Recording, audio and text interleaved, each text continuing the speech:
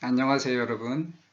고난주간 첫날 하나님의 말씀을 가지고 함께 나누려고 합니다. 오늘은 요한복음 3장 16절과 17절을 나누고 싶은데요. 하나님이 세상을 이처럼 사랑하사 독생자를 주셨으니 이는 그를 믿는 자마다 멸망하지 않고 영생을 얻게 하려 하심이라. 하나님이 그 아들을 세상에 보내신 것은 세상을 심판하려 하심이 아니요 그로 말미암아 세상이 구원을 받게 하려 하심이라 하셨습니다. 여러분, 사랑하면 우린 주고 싶어집니다. 상대가 귀할수록 귀한 것을 주려고 합니다. 오헨리의 크리스마스 선물이라는 이야기를 기억하시죠? 가난하지만 서로 사랑하는 짐과 델라라는 부부 이야기입니다. 짐은 할아버지로부터 물려받은 시계가 자랑이었고 델라는 긴 갈색 머리카락이 자랑거리였습니다. 크리스마스가 다가오는데 두 사람은 서로에게 선물을 할 돈이 없었죠. 그래서 결국 델라는 자신의 긴 머리카락을 잘라 팔아서 남편의 시계에 어울리는 고급스러운 시계줄을 마련합니다. 한편 짐은 시계줄이 없는 자신의 시계를 팔아서 델라의 긴 머리에 어울리는 고급 헤어핀 세트를 마련합니다. 아이러니하게도 두 사람은 상대가 사용할 수 없는 선물을 주고받습니다.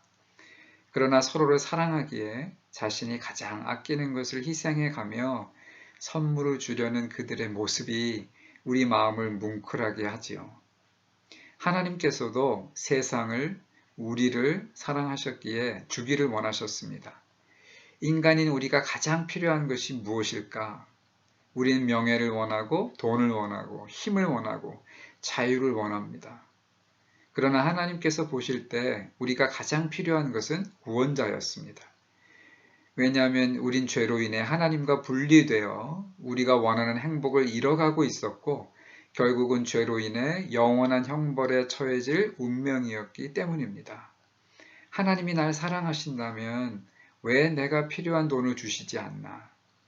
난 지금 힘과 권력이 필요한데, 난 성공을 원하는데, 나는 좋은 학교에 들어가야 되는데, 이것만 있으면 내가 당장 행복해질 수 있는데. 그러나 여러분, 돈과 권력과 성공과 좋은 학벌을 끌어안고 지옥에 떨어진다면 무슨 소용이 있겠습니까? 죄와 형벌로부터 자유하기 전까지는 진정한 행복은 없습니다. 이 문제를 해결하기 위해선 누군가 죄 없는 사람이 우리의 죄를 대신 지고 저주와 죽음을 당해야 합니다. 그러나 인간 중에는 그렇게 흠없는 사람을 찾을 수가 없었습니다. 결국 하나님은 자신의 외아들 예수를 인간의 모습으로 이 땅에 보내십니다. 우리 죄를 위한 희생양으로 말입니다. 하나님이 세상을 이처럼 사랑하사 자신의 가장 귀히 여기는 아들을 희생하신 것입니다. 고난주간은 이 하나님의 사랑을 기억하는 기간이고 예수님께서 아버지의 뜻을 따라 죽음의 길, 십자가의 길을 가신 것을 기념하는 기간입니다. 아들까지 내어주셨다면 날 도대체 하나님께 얼마나 귀한 존재일까요? 주님이 나를 위해 십자가에서 죽으실 수 있었다면 도대체 나를 얼마나 사랑하시는 걸까요?